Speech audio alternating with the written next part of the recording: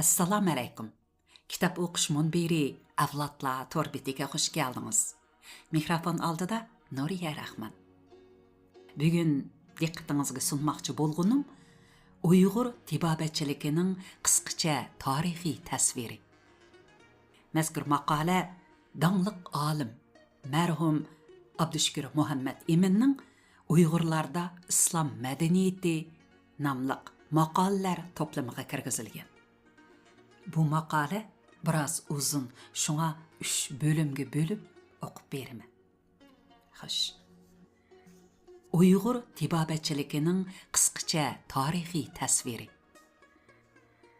Xalqimizning ko'p asrlik hayot tarixiy amaliyatidan yakunlangan tibbiy ko'z qarash, kasalchilik, dorigarchilik, hayz, sahat va davolash tajribalarining bir yurish sistemasi kasallarni davolashda Uyg'ur tibobatchiligining g'arb meditsinasi usulidan sirt o'ziga xos tajribasi bo'lib qolmasdan, balki mahalliy kasallarni, jiddiy, tarsa, xunuk kasallarni davolashda ko'rinarlik, unumlik tadbir tajribasi bor.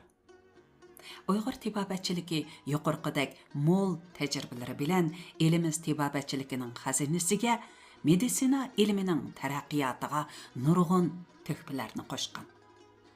Uyg'ur tibobatchiligi tibbiy faoliyatning bir tarmoqi sifatida meditsinalik ilmiy to'nishning bir tarmoqi bo'lib, tabiiy fan hisoblanadi. Uyg'ur tibobatchiligi butkul meditsina ilmi va uning har qaysi tarmoqlariga o'xshash o'tmishda o'zining shakllanishi, rivojlanishi jarayonida xurafiy aqidalar, ziyonli odatlar, soxta iqimlar bilan davomli kurash qilib kelgan. Bu kurash ba'zida ochiq-oshkora, ba'zida bir xildan va e'tiqoddan ikkinchi xildan va e'tiqodga ko'chishning yaldamisi formasida, ko'pincha hollarda diniy niqob ichida fantazm shaklida ilib berildi. Shuni ko'rsatib o'tish kerakki, Uyg'ur tibobatchiligi yurishlashgan davolash sistemasi bo'lib shakllangandan keyin uningda amaliyat va fanning taraqqiyoti tarafidan davomli shollanib tashlanishi lozim bo'lgan ba'zi nomuvofiq omillar saqlanganidek, Uyg'ur xalqi va uni shakllantirgan ibtidoiy urug' qabillarning qadimki tibbiy ko'z qarashi davolash tadbirlaridami nurg'unlagan qimmatli muvaffaqiyatlar bo'lgan. Ular bevosita amaliyotdan kelib chiqqashqa, amaliyot jarayonida takror isbotlangan sodda materialistik va boshlang'ich dialektik omillar asosiga qurilgan. Uyg'ur tibobatchiligi yolg'iz yaqinqi zamonning yoki islomiyatdan buyanqi fan madaniyat muvaffaqiyatlari bilan Ibn Sino tibbiy ta'limotining mahsuli bo'lib qolmasdan, balki uzoq tarixiy taraqqiyotning samarasi. Uyg'ur tibobatchiligi Uyg'ur xalqini tashkil qilgan eng qadimki qabillarning, jumladan O'g'uzlar, Xular, G'ustan, Zarafshan, Sulmi, Unsu, Kucha, Archin, Lipchin, Qo'chuq Uyg'urlari, Tug'lalar, Qonqillar, Yog'liqar, Qurtarg'ar, Turlam Uyg'ur, Bug'asfir, Navachak, Qasar, Qo'g'irsu, Yabatqar, Oy Avur, Buka, G'un, Bay O'qu, To'nfira Izgil, Qip'ar, Basmil, Yag'ma, Qarluq qatorliq yurt va qabillarning ijtimoiy hayot bosqichida turli kasalchilik, o'simchilik, dori giyohchilik ustida ilib borgan ibtidoiy tajribalari va turli irim usullarini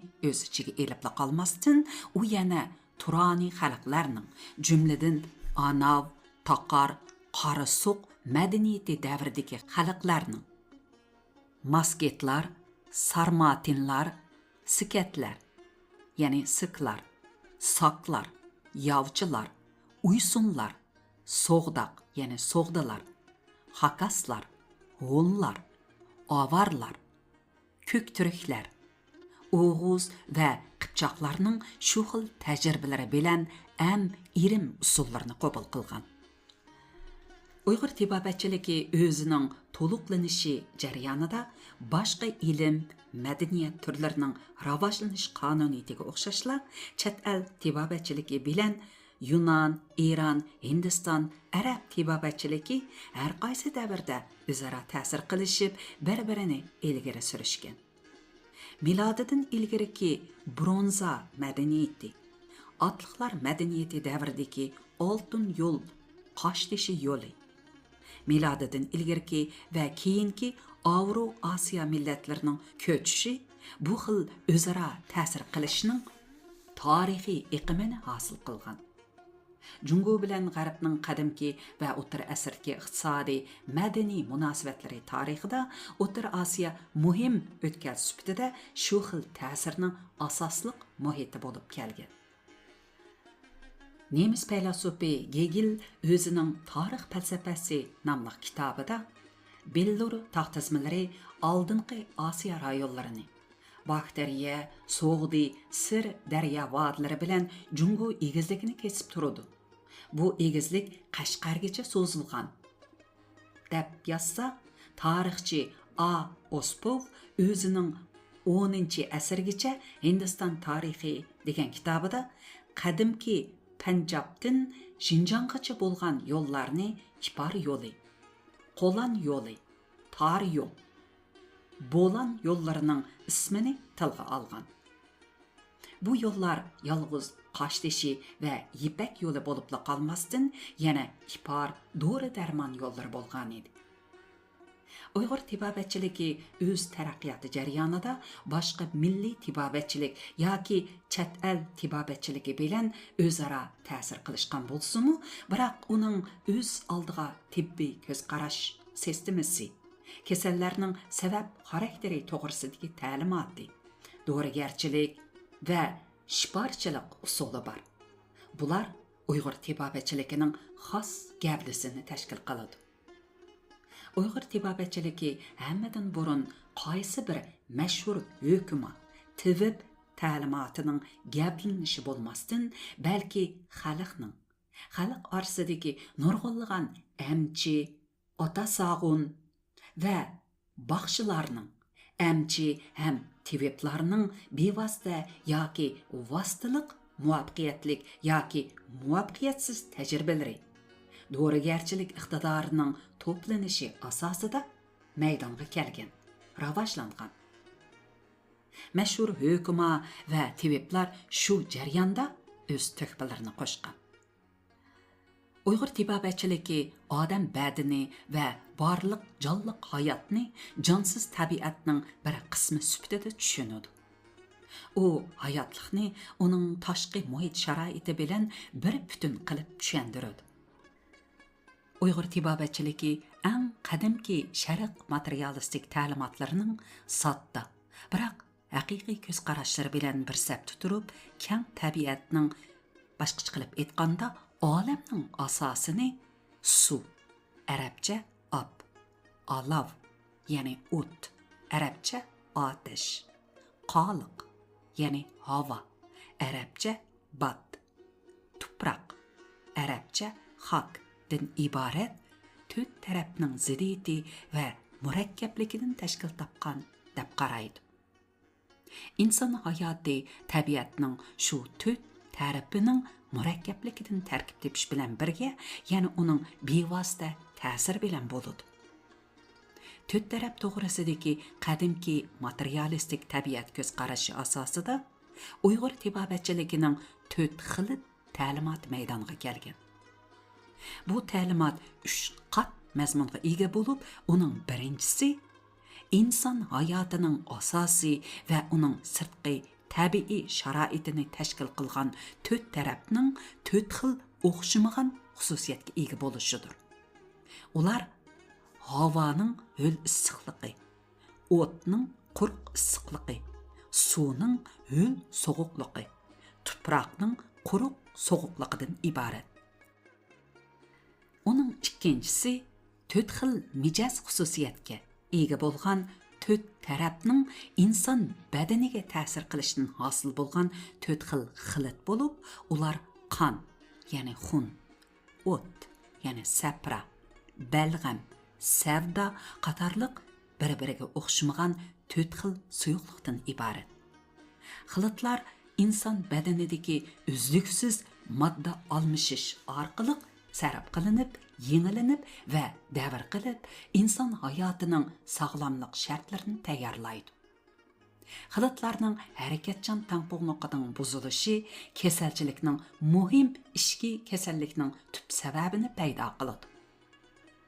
Kasalni aniqlashda xilitlar tangpungligining buzilish ahvolini aniqlashga, kasalni davolashda xilitlar tangpunligini asliga keltirish uchun ta'sir ko'rsatishga to'g'ri keladi. İnsan bədəni taşqi muhit bilan birlik və ziddiyat asasida ishki xilitlar orasidagi tangpungliq vaziyat asosida o'zining hayotlik jarayonini davom qildiradi. Uning uchinchisi bu texmi muhim bo'lib, u har bir konkret odamda to'rt xilitning ziddiyati va tangpungligining itidolliq, ya'ni normallik nuqtasi bir xil bo'lmaydi degan ko'z qarash ustiga qurilgan. Tekrar o'qiy. Uning uchinchisi bu texmi muhim bo'lib, u har bir konkret odamda to'rt xilitning ziddiyati va tangpungligining normallik nuqtasi bir xil bo'lmaydi degan ko'z qarash ustiga qurilgan. Bu ko'z qarash odamlarni tashqi teri aloyidligidan toki nerva ham ruhiy xususiyatlargacha to'rt turlik xilitlik kayfiyatga ayirib tushundiradi. U ba'zi kishilarda xun, ba'zi kishilarda sapra, ba'zilarida balg'am, ba'zilarida savdo xilti ustunligi asosida boshqa 3 xilit bilan o'ziga yarasha normallik bo'ladi deb qaraydi. Uyg'ur tibobatchiligi o'xshamagan xilitlik mijazdagi kishilarning normallik shartlarini, uning buzilish, tuzilish sabab natijalarini oldin egallab, konkret odamni konkret usul bilan davolash tadbirlarini qo'llanish lozimligini tavsiya qiladi. Mana bu uzoq tarixiy amaliyotda unum qozongan va ko'p qitim isbotlangan amaliy davolash usulidir. Uyg'ur tibobatchiligi odam organizmidagi modda almish jarayonida yolg'iz xilitlar kasalchiligi, ya'ni suyuqlik patologiyasi nazariyasini ustun o'ringa qo'yish bilan cheklanmaydi. U yana kasalga bevosita sabab bo'ladigan yal, sesiq gaz, ko'zga ko'rinmas jondorlar, turlik zaxmat va boshqalarni o'z navbatida muhim o'ringa qo'yib kelgan. Uyg'ur tibobatchiligida shifogarlik yolg'iz noqul dori orqali davolash bilan cheklanmaydi. U kasalning muhitini yaxshilashni, ruhiy davolashni, dora oziq bilan davolashni, arishon, oftob nuri bilan davolashni, uvlab, issiqlab operatsiya qilish usulini o'z ichiga oladi. U har qachon muhitni va butun organizmning jismoniy quvvatini yaxshilashni dori bilan davolashning oldingi sharti deb hisoblaydi. Uyg'ur tibobatchiligi atrofimizdagi tabiat dunyosida kasallikning sabablari qandoq mavjud bo'lib turgan bo'lsa, uningga ta'sir qiladigan unumli shifo manbalarimi xuddi shundoq mavjud bo'lib turadi deb to'naydi. Turli dorilarni ularning issiqlik, sovuqlik, quruqlik, ho'llik xususiyatlariga va ularning asosliq ta'siri kuchiga qarab turli kasal sabablari, mijoz buzilishlariga qarama-qarshi vosita sifatida qo'llanadi. Uyg'ur tibobatchiligi har qaysi tarixiy davrlardagi o'xshamagan ijtimoiy sharoitda xalqning sog'liqni saqlash, kasallikning oldini olish, kasalni davolash sohasidagi bir yurish tibbiy bilimlar sistemasi sifatida uzoq tarixni besib o'tdi. Ishlab chiqarish kuchlarining rivojlanish ahvoli, fan madaniyatdagi muhim ixtiro, kashfiyotlar, Uyg'ur tibobatchiligiga hal qilg'ush ta'sir ko'rsatib qolmasdan qadimki va o'rta asrlardagi diniy falsafalik dunyo qarashlarining ta'sirimi xeyli zo'r bo'ldi. Shundoq bo'lsa-mu, Uyg'ur tibobatchiligi ilmi tabiiy tonishning aman bir tarmoqi bo'lib, ishlab chiqarish kuchlari hisoblangan odamning salomatlik shartlarini tadqiq qiladigan meditsina ilmining bir tarkibiy qismi. Kurash ichida soxtalik, yomonlik, xunuklik ustidan g'alaba qiladigan yaxshilik, chinlik, go'zallikdan iborat butkul insoniyat, madaniyat samarasining bir tarmoqidan iborat. Ivan Pavlov insoniyat paydo bo'lgandila meditsinalik faoliyat boshlangan. Meditsina tarixini insoniyatning yozma xotiralarini yozishga boshlagan vaqtidan hisoblash xato tonishdir deb to'g'ri aytgan edi. Mahmud Qashqari buningdan 1000 yil ilgari yozgan Divan Lug'at Turk asrida o'zidan necha asr ilgariki xalq qo'shoqlarining ko'plagan namunlarini ko'rsatib o'tgan edi. Ularning biri mundaq: Erdi uza erenler erdem beg billik tağ, ejdi akuş akutlar, könglim bolar anar sağ. Bu tötlik, o'tgan qadimki zamonlarda bilim teg'iga chiqqan fazilatli kishilar bo'lgan edi. Ularni aslash ko'ngilga saqliq, oromlik beg'ishlaydi degan ma'noni bildirib turibdi. Bu tibobatchilikning yiroq o'tmishiga taalluq albatta. Eng qadimki tibbiy faoliyat boshlang'ich e'tiqod bilan billa buningdan 40-50 ming yillar ilgariki eng ko'na tosh qurol davrida paydo bo'lgan. Qo'rqinchli, biroq o'z hayoti bilan bog'lanishlik bo'lgan narsaga cho'qinish boshlang'ich e'tiqodning asosi edi.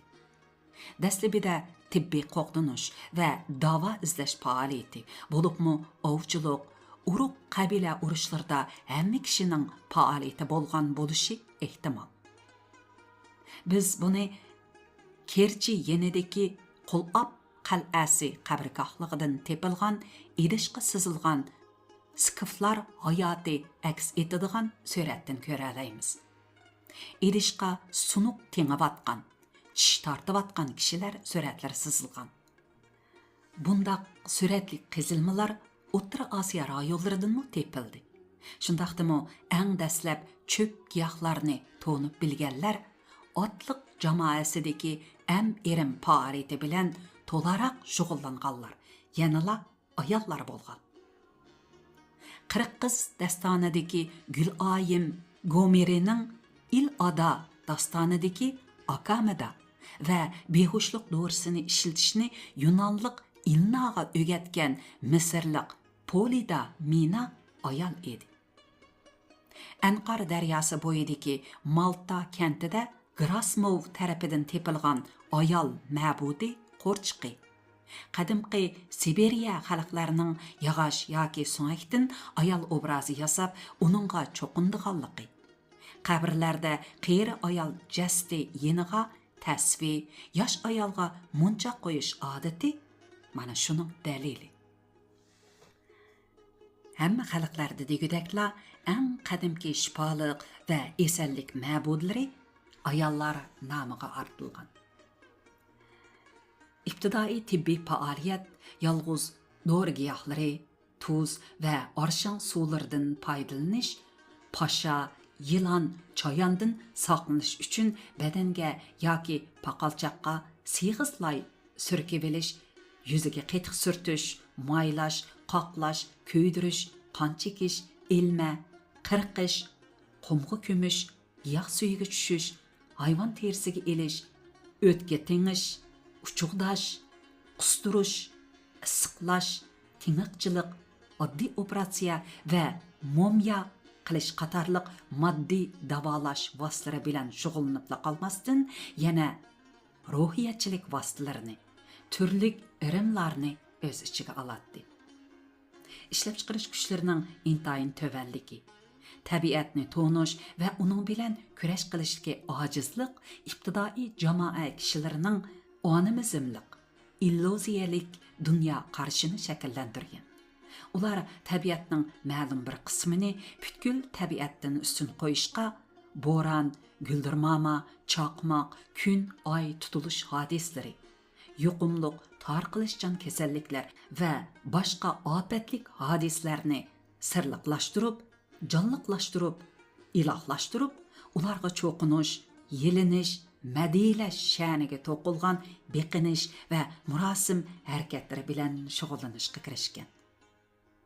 Shuni ko'rsatib o'tish kerakki, eng ibtidoiy seg'inish, irim faoliyatlari bir tarafdan bevosita moddiy davolashdan, ya'ni am qilishdan ayrilmasa, yana bir tarafdan moddiy davolash vositalarini sirliqlashtirib etishga qaratilgan.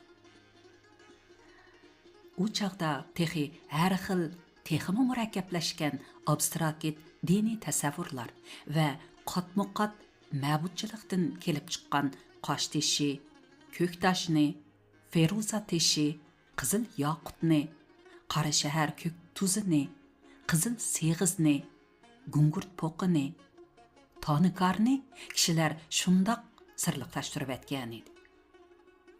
Krasnoyarskining g'arbidagi Archin rayonining janubiga joylashgan Antopyov kentidagi va shimoliy Altay Sögek kentidagi qadimki arslanlarning o'lgan jasadlarini qizil to'pi ichiga elib dafn qilish odati buning dalili.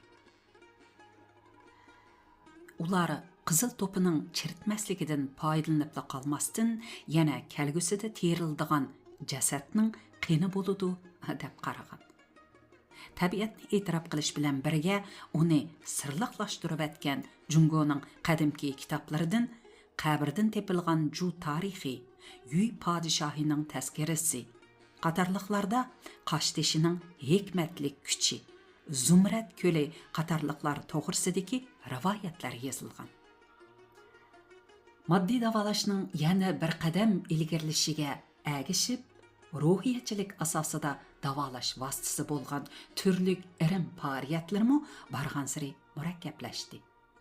Milodidan ilgariki 2000-yillarda ko'p qism arslanlarning O'rta Sibiriya va O'rta Osiyodan Shimoliy Hindiston va Sharqiy Eronga ko'chishni Dadahi, Sikiz qatorliq Sarmatin, Masagitlar hayotini ifodalaydigan Avesta, Rigaveda kitoblarida giyoh, darmak davolaridan tashqari qurbonlik qilish, nazr chiroq o'tkazish, pal silish, qasida o'qish, band qilish, tumar putish, isriq silish, homilik ma'budasiga sig'inish, pira o'ynash, yudash, o'lgan kishining ismini uning ruhi o'z avlodida qayta tug'iladi deb takrorlab tug'ilgan farzandga qo'yish, seg'izxonning sayrishiga, mushukning yuz yuvishiga, tushga ta'bir berish qatorliqlar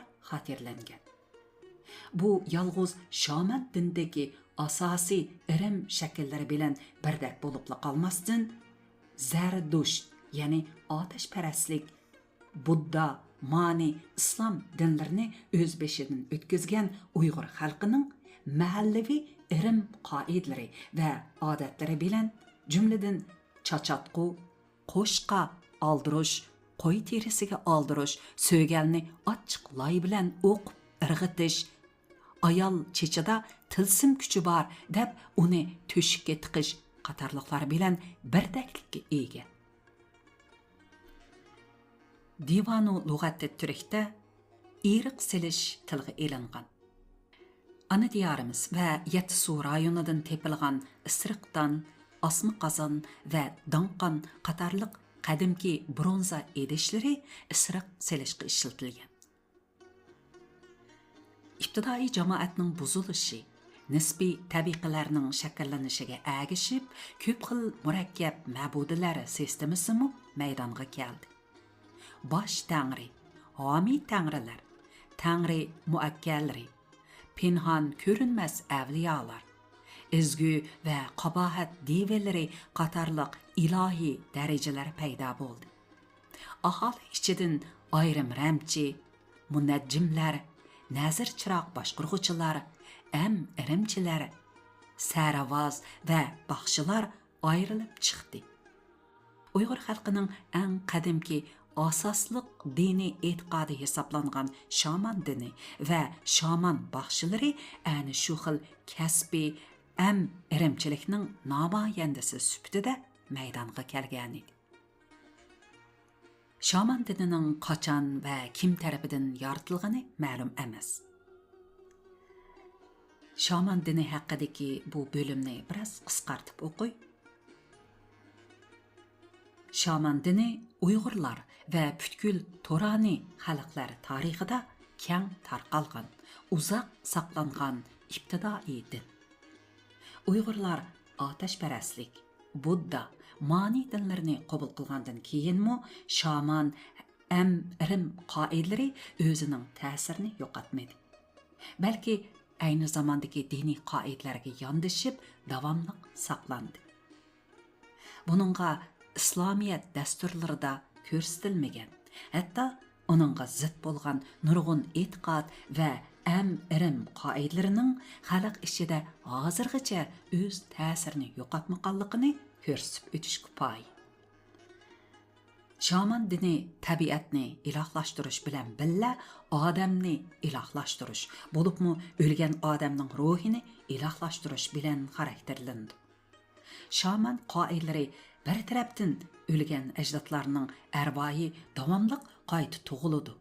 Ularning arvohini avar, ya'ni makonsiz qilib xorlamaslik uchun o'z avlodlarga ularning ismini qo'yib, ularning arvohini chillash lozim deb qarasa, yana bir tarafdan olam son sanoqsiz odam va hayvon arvohlari bilan to'lgan.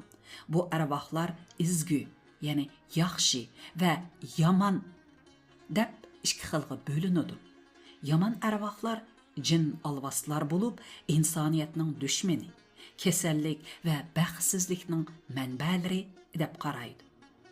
Mushu tub qarashga asoslanganda shaman tibobatchiligi tabiatga qarshi kurash qilishga, jumladan jin alvaslarga qarshi kurash qilishga bel bog'laydi.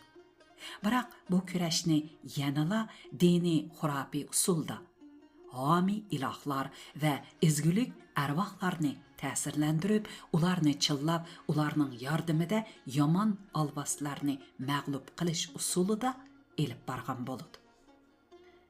Shaman irim qoidalari ibtidoiy odamlar tabiat kuchlari oldidagi ojizligini aks etish bilan birlikda o'rta asr dinlariga, bo'libmi islom qoidalariga qaraganda ibtidoiy odamning g'ayru fazilatlarini, ularning chavandozlik, jasoratlik, sodda tabiiy xarakterini ifodaladi.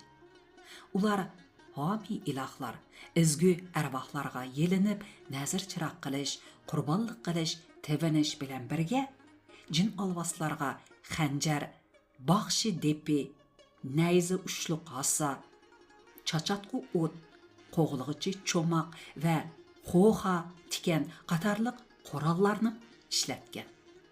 Ularga madhiya yoki seg'inish dordlari emas, balki kuda, ya'ni eski och arvoh, rasvo, sharmanda, chiq, o't qo'yiman, cho'llarga ket qatorliq tillash, po'poza qilish afsonlarini o'qigan.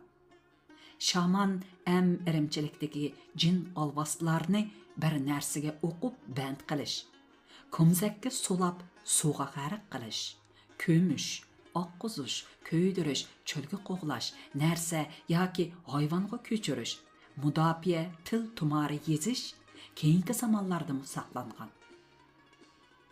Turli rivoyat afsonlarda obrazlashtirilgan 4-asrdagi Budda sayohatchisi Fashan o'zining Budda eli xotiralari nomli kitobida Taklimakan cho'lida ko'da olvasti, issiq shamol borligini, osmonda qush, yerda yirtqich yo'qligini, uchirgan kishi o'ladiganligini afsonlashtirgan.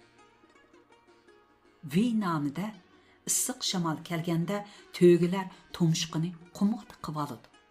Agar og'zidan kirib ketsa o'ladi deyilgan. Suy davridagi Xijuyi g'arbiy diyor xotirlarda Təklimakan qumluqida keçisi, hətta köp gündüzdümü naqşa, yığa avazları anlanıdı.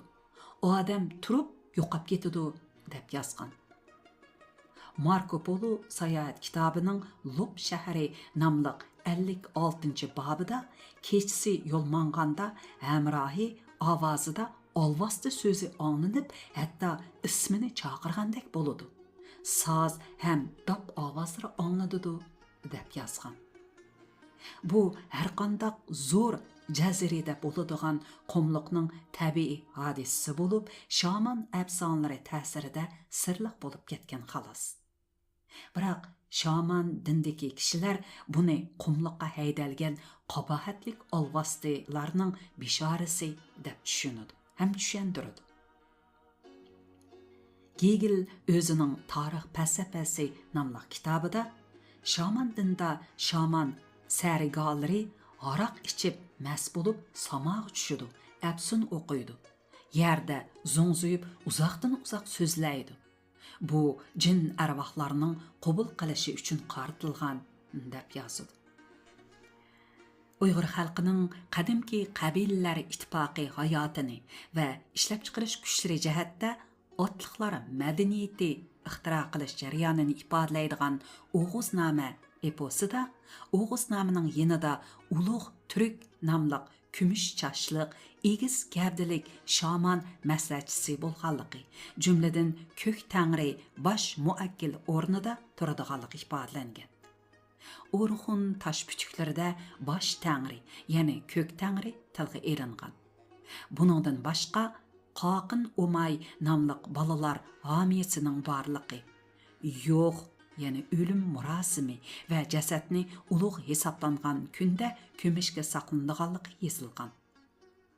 Qipchoq dashtidagi qabilalar orasida sayohat qilgan Lub qabri yanida yog'och qadilib qo'rchoq esildiganligini, kishilar yonlariga bulg'ari qopchuq esib, uningga kichik qo'rchoq ma'budini esib oldiganligini yozib qoldirgan. İbtidai shaman irimchiligi yolg'iz arvohlar ustida mashg'ulot elib berib, kasalni ruhiy jihatdan umidlantirish bilan cheklanmagan. Xalq yanala birinchi o'rinda unumlik bevosita moddiy davolash usullari bilan keng shug'ullangan. Divani lug'ati turkda nurg'ulg'an kasalliklar, dori giyohlari, pishiqlangan dorilar, tibbiy uskunalar va munosabatlik beyit ham to'tlik qo'shoqlar tilga elingan. Eng qadimki Uyg'ur tibobatchiligi tabiat bilan shug'ullanish jarayonida garchi uni ilohlashtirgan bo'lsa-mu, yanala tabiatni uning o'z xususiyatlari bo'yicha aynan kuzatishga asoslangan. Moddiy kundalik hayot, minglagan, o'nminglagan moddiy ishlab chiqarish va moddiy iste'mol, jumladan kasalchilikka qarshi amaliy faoliyati tabiatni bir qancha top shay'iga va xususiyatga bo'lib tushunishga elib keldi. Bu yolg'iz qadimki Uyg'ur xalqining hayot tajriba savoqlarining natijasi emas, balki butun Turani qo'shni qabilalarning, hatto eng qadimki Arslan, antropovlar va saklarning hayot tajriba savoqlarining yakuni edi. Bu hol o'zaro ta'sir qila olgan har qaysi xalqlarning shu xil sodda materialistik ko'z qarashlari bilan qo'shilib, eng qadimki to'rt taraf ta'limotining shakllanishiga elib keldi. Hürmetlik anglarman qeyrindoshlar. Yuqorida dangliq olim, faylasuf marhum Abdushukur Muhammad Eminning Uyg'ur tibobatchiligining qisqacha tarixiy tasviri sarlavalik maqolasining birinchi bo'limi hozirlanadi bo'ldi. Davomiga diqqat bergaysizlar. Xayr xo'sh, kelar qitimliq programmamizda ko'rishaylik. Aman bo'laylik.